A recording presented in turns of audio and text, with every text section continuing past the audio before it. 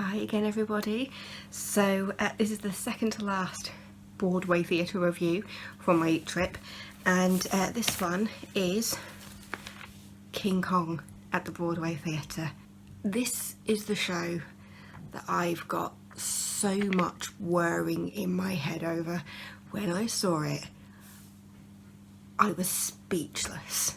Completely speechless. I'm going to preface this by saying that we heard about people saying they didn't want to come see it because they've heard about some really bad reviews over it. Art and theatre is subjective. Just because one person doesn't like it doesn't mean that you won't like it. So if you want to go see King Kong, go see it. And I also do recommend to the people who are umming and ahhing over it, just go see it. It's absolutely incredible. It's a very theatrical experience because, I mean, it is King Kong. But yeah, there were points in the show when I was just completely speechless while everybody else was like clapping. I was just sat there like, wow. In the words of my niece, wow. It was just incredible. Okay, so where was I sat? We were sat in 14, 16 and 18. Again, even numbers. We were actually sat next to each other, and we managed to get 50% off tickets, and it was at 8 o'clock showing on the Saturday. I don't even know where to begin with this. So to start off with, you've got the playbill, and this is actually up on the curtain, this bit, and it was my dad who noticed the woman between his legs. That sounds really dirty, doesn't it? But no, I didn't see it until my dad mentioned it. And now, kind of, sometimes I see it, sometimes I don't. I'm just like, oh yeah, it's clever. But yeah, it was just absolutely amazing. At this performance, I got to see Rory Donovan in the role of Lumpy, and Jackie Andre Sims as Captain Englehorn. And then I'll go through the rest of the cast. So I saw Christiane Pitts as Anne Darrow, Eric William Morris as Carl Denham, and then I've already told you who I saw as Lumpy and Englehorn. I saw Harley J as the barman. Fake Carl was Casey Garvin. Voice of Kong, John Hosh. And then you've got the King's Company / ensemble. Basically, it's a group of people who operate Kong. It's just incredible.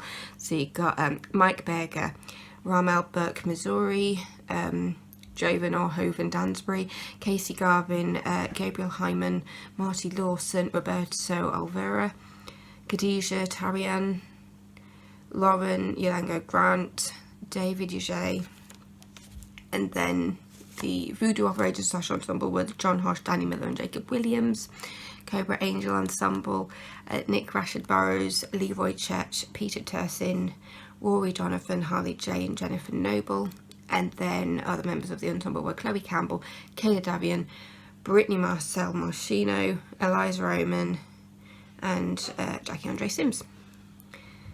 Yeah, it was just absolutely incredible, and I want to give a shout out to the Kong captain Jacob Williams, and the dance captain Ashley Andrews, and the assistant dance captain Eliza Oman, because the choreography, especially for the puppets, were absolutely incredible. There were points when, because I think it's kind of like watching Avenue Q, there comes a point when you don't see the actors behind you, you're just looking at the puppets, but then there are times when you're also looking at the actors, and that's how it's like with Kong.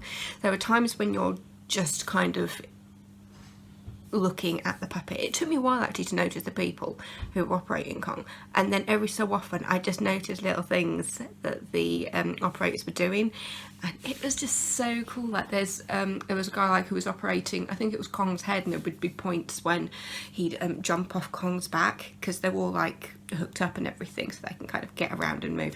But there's a point when he basically jumps off Kong's back after he's operated his head, and you see him come down to go back to operating, I think it's his foot or something, and when I saw that it was just like, that is so cool.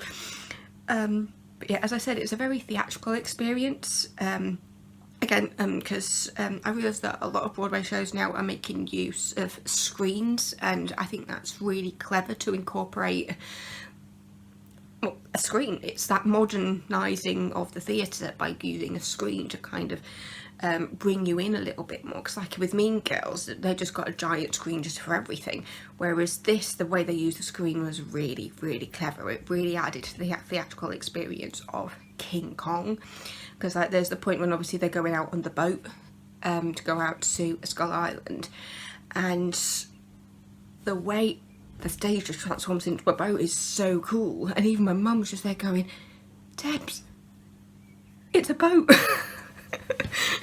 Sounds really cheesy, but it was like that because the set's just absolutely incredible, because for the boat you actually see the back of the stage kind of come up at an angle into like the top of the boat, and then because I mean I get travel sickness, I almost felt seasick watching it because it was that authentic about it. I'm not sure if authentic's the right word, but just with the way that the boat came up, and then you obviously with the screen you've kind of got that gentle wave going on, and it was amazing. And I really liked the modernisation of the character of Anne Darrow, because they've mentioned it in reviews that her scream is more of a roar, and I really liked that. It's about showing the strength of Anne and saying she's not just this pretty face, she's not just this scream queen. Because the fact is, you do hear her scream in the show, because I mean, if anybody who knows King Kong knows that she gets kidnapped by Kong, and so there is some genuine scream queen action in there. But at the same time, when you first hear her scream, they're just like, okay, and scream for me, Anne, scream for me, Anne. And she's just like not like that. I'm still reeling from what I saw, and this was like a few weeks ago now that I saw it. And of all the shows I've seen, and I saw some fantastic shows on this trip, this is the one that I'm still replaying in my mind and seeing kind of, I'm seeing Kong, I'm seeing all the different ways they use the set and stuff. It was just absolutely amazing. I know that the majority of my reviews is going, it's amazing, it's amazing, it's bloody amazing. But if it is amazing, that's what I can say about it. But yeah, again, no bad things. There was a slight issue in it was more or less at the beginning of the second half, where there was an issue with the Kong puppet. Apparently got stuck in a track above the stage, because Kong lives at the top when he's not on stage, and it only stopped the show for like less than 5 minutes, and it did not affect the show in the slightest. It was just a point when I think it's, because as I said, it's in the second half, and I think Kong's supposed to come down, because you kind of see him after he's been brought back to New York, and yeah, I think it was at that point when something got stuck, and so they had to stop the show for 5 minutes, but it was literally just 5 minutes, and as I said, it didn't affect the show in the slightest. I'll admit, me and my mum did sneak out during that bit just to pop to the loo, because we were just like, we really need away, and then by the time we came back in, it was just starting back up again. I'm just completely in awe of this whole production, because I remember when it was first in Australia, because I remember seeing everything on my social media, because as somebody who's very interested in theatre, I follow lots of theatre blogs and stuff on Twitter and Instagram and all sorts. And I remember when they first released the pictures of the Australian puppet, and I was just thought, that looks amazing. So I was really, really glad to hear that it was making to Broadway, and then obviously being there in America, in New York, while it was on, it was just like, we need to see King Kong. Technically it was my dad's choice to see King Kong, but we all wanted to see it anyway. Because everybody got their like top choice, because my mum's top choice was Beetlejuice, my dad's top choice was King Kong, and then my top choice was, and technically choices were Waitress and Mean Girls. And to be fair, my mum wanted to see Waitress anyway. My dad loved Waitress, by the way. You think it's like this cheesy girly thing, but it's not. It was absolutely But anyway, back to King Kong. But yeah, just everybody was amazing. As I said, the only thing that really happened during the show was obviously the point when Kong got stuck.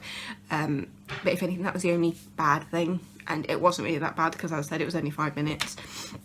The music is beautiful. There's because when you look at the musical numbers, you've got the main songs, but a lot of it is just the orchestra. I think more than half of it is just the orchestra on its own, you know, because they've got them like the orchestra narrating like Skull Island and kind of like Kong's capture, and there's even one called The Descent here. Is the soundtrack out? I need to have a look at that actually, because I haven't thought about, because I mean the music is stunning, but to be honest, because I've been so kind of processing the puppet, I didn't think about getting the soundtrack. So I need to get that soundtrack, because I mean Queen of New York is like my jam now. I love that song so much. Every so often I find in my head, I'm gonna be the Queen of New York. And to the people who review saying there's no catchy songs in it, I beg to differ. But yeah, because for me the puppet, I'm gonna keep going back to the puppet because it's so incredible. Because I mean, I'll admit, when I went to see it, the day that we booked to see Kong. Yeah? There's brunches here. Okay. But yeah, so the day we went to see King Kong, when we were standing in line at the tickets booth, there was a huge kind of just meltdown at the box office because they couldn't get access to some of the shows. King Kong was the main one affected by this, where, you know, we were, because at first we thought at the big front of the queue when everything just stopped, we were just thinking, is there somebody being really dramatic at the front and just going, ugh, because they seemed to take a really, really long time. And then by the time we got to the point we said King Kong, they were just like, we're having some issues, but we're hoping to get it back on in like a couple of minutes.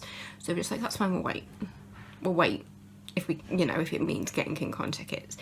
We ended up being stood at the front there for I think about 15-20 minutes while they got back online for the King Kong stuff, because they even said these are the shows that haven't been affected by this network problem. We don't actually know what the actual issue was, but I remember because it was the woman in the booth next to us, the one working the booth, she was kind of going through a line saying anybody who doesn't want King Kong or this, and she was touting out the shows that she could get onto so that she could make her queue go moving.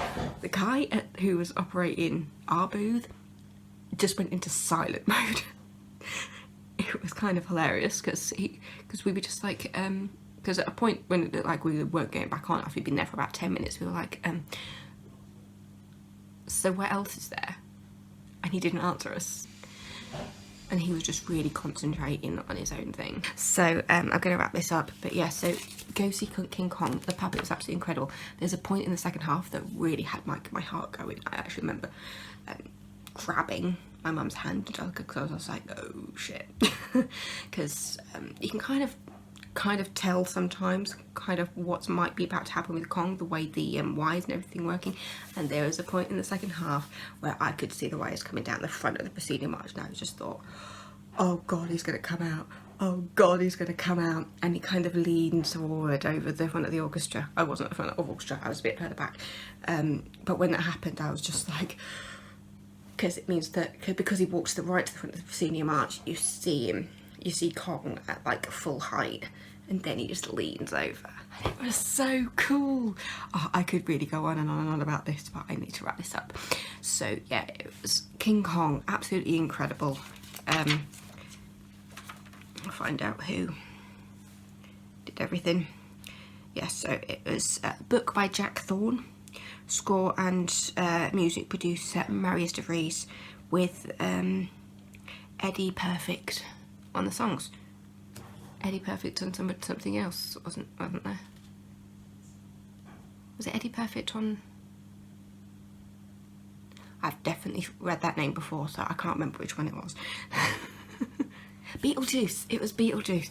But yeah, it was just also incredible. And shout out to the scenic and projection designer Peter England, because it was so cool. Yeah, very theatrical. There's a point when Kong is running through the forest with Anne, and you just see this on the screen. You just get that feeling of seeing him running through it. it's so immersive, so cool. Yeah, go see King Kong. Ignore the idiots who are reviewing it, because as I said, art is subjective and theatre is art, so come to your own conclusion about it, but it was absolutely stunning. So I've been Debbie Drama. Go see King Kong, and I'll see you next week.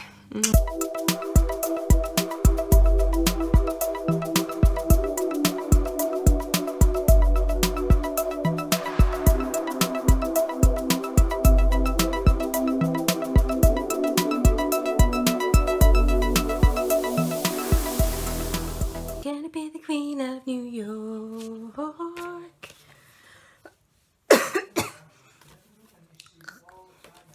I'm gonna be the Queen of New York.